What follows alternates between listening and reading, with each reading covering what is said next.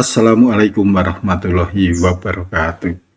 Jumpa lagi dengan saya di channel Obrolan Haris. Bagaimana kondisi teman-teman? Semoga tetap sehat di puasa yang ke-12 ini.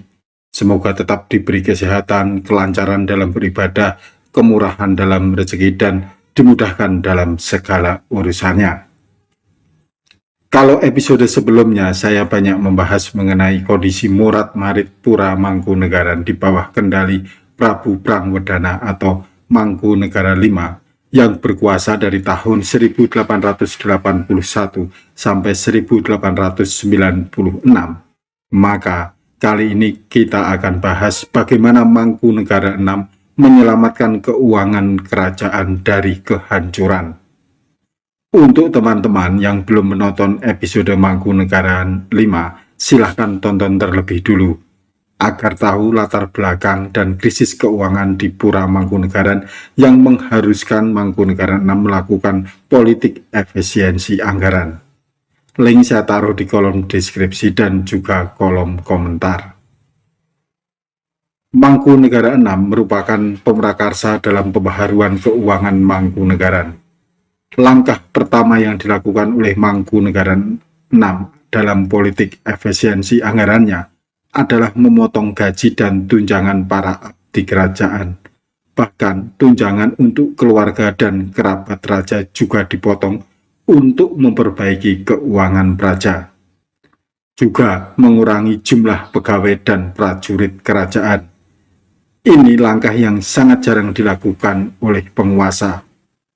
Biasanya mereka memotong anggaran untuk rakyatnya, mengurangi pegawai rendahan, tetapi justru menambah pejabat yang datang dari kroninya untuk memperkuat kekuasaan. Ini yang semestinya dilakukan oleh pemerintah yang sedang mengalami kesulitan keuangan. Bagaimana dengan pemerintahan saat ini? Coba teman-teman renungkan sendiri, kita tidak akan bahas soal itu. Tapi sebelum ngomong ngalor ngidul, kita telisik dulu siapa Mangkunagara VI yang berkuasa selama 19 tahun, dari tahun 1896 sampai 1916. Kanjeng Gusti Pangeran Adipati Aryo Mangkunagara VI memiliki nama kecil Raden Mas Suyitno atau Kanjeng Pangeran Adipati Dayaningrat. Ia adalah adik dari Mangkunagara V. Lahir di Surakarta 1 Maret tahun 1857. Ayahnya adalah Mangkunagara IV, sedang ibunya bernama Raden Ayu Dunu. Mangkunagara VI mulai bertahta pada tanggal 21 November tahun 1896, menggantikan kakaknya Mangkunagara V yang meninggal dunia pada 2 Oktober tahun 1896 karena kecelakaan di hutan Ketu, Wonogiri dalam usia 41 tahun. Saat Mangkunagara VI naik tahta, kondisi keuangan Praja Mangkunagaran diambang kehancuran. Usaha yang dijalankan kerajaan, seperti pabrik gula dan perkebunan kopi, tak berjalan sebagaimana mestinya. Pengelolaan yang kurang tepat ditambah terjadinya krisis ekonomi global yang menyebabkan harga kopi dan tebu anjlok. Di sisi lain, bangsawan dan pejabat terus berfoya-foya, tak peduli kondisi keuangannya. Sampai-sampai gaji karyawan rendahan di keraton tidak dibayar selama 9 bulan. Melihat situasi ini, Mangkunagara VI yang saat naik tahta berusia 41 tahun mulai melakukan pembaharuan. Ia ingin mengembalikan masa kejayaan kerajaan seperti era ayahnya, Mangkunagara IV. Ia melakukan pembaharuan di bidang politik ekonomi yang pada akhirnya dikeluarkanlah kebijakan efisiensi anggaran. Perbaikan ini dilakukan secara bertahap. Awalnya, untuk menghemat pengeluaran, ia memotong tunjangan untuk dirinya dan keluarganya mulai akhir tahun 1899.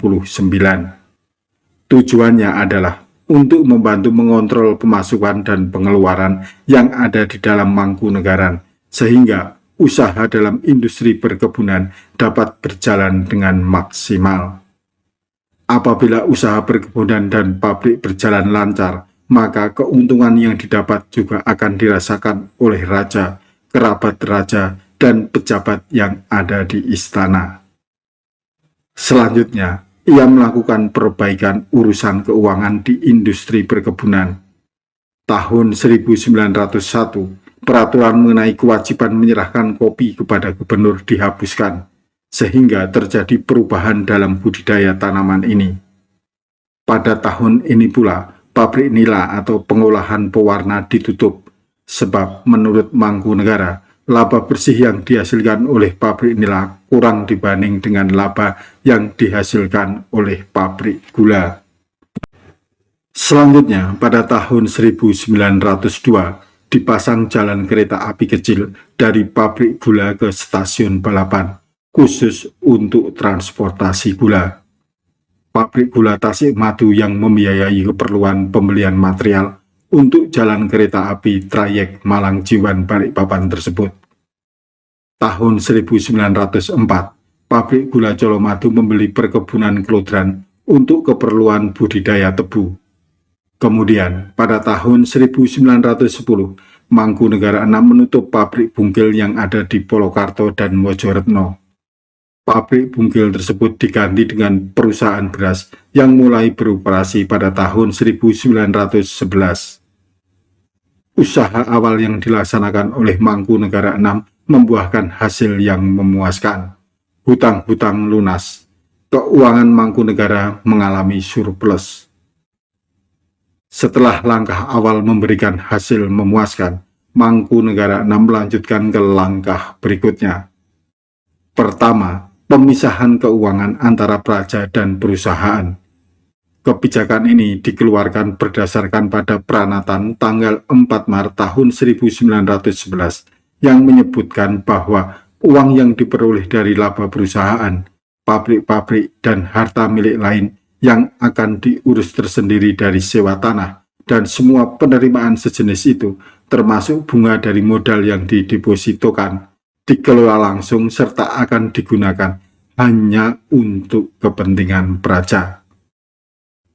Urusan keuangan di perusahaan dan pabrik diurus dan diawasi oleh superintenden, dibantu oleh patih yang telah ditunjuk Mangkunagaran.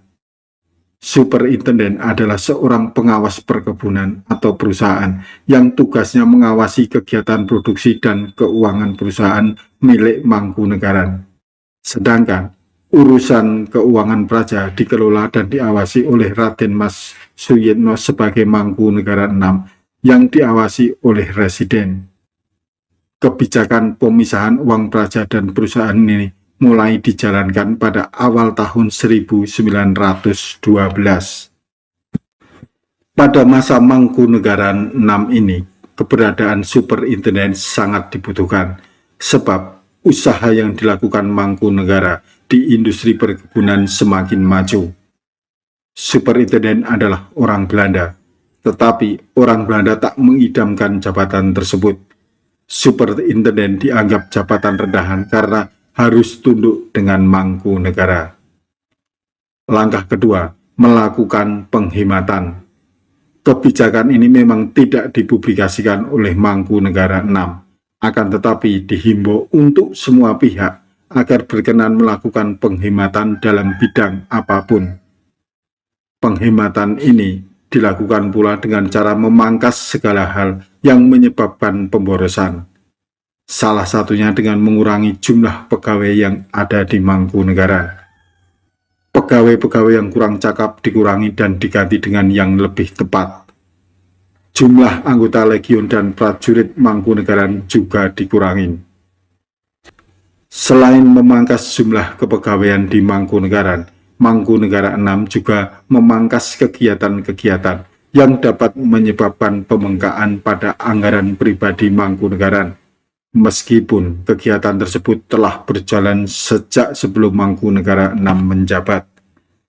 Pesta pernikahan kerabat dibarengkan dengan sunatan, bahkan jika perlu dilakukan secara massal. Pentas seni dan inaugurasi digelar seperlunya. Kelenengan hanya dilaksanakan setiap hari Jumat. Langkah ini berhasil menghemat pengeluaran kerajaan. Langkah ketiga, menguatkan kas praja dan dana cadangan. Kas praja telah didirikan pada masa Mangkunegara IV. Fungsinya sebagai tempat penyimpanan keuntungan yang didapatkan Mangkunegaran dari sektor industri. Pada masa Mangkunegara VI, fungsinya berganti menjadi dana cadangan Mangkunegaran yang merupakan tabungan masa depan Mangkunegaran. Dana cadangan diperoleh dari saldo anggaran belanja pribadi Mangkunegaran dan saldo anggaran perusahaan. Kedua saldo atau sisa anggaran tersebut dijadikan satu dan digunakan untuk memenuhi kebutuhan-kebutuhan yang mendesak beserta kebutuhan-kebutuhan lain seperti inventaris desa, biaya pendidikan, dan biaya kesehatan. Dana cadangan ini berfungsi untuk menutup semua kekurangan atau defisit di dalam anggaran belanja Mangkunegaran dan perusahaan.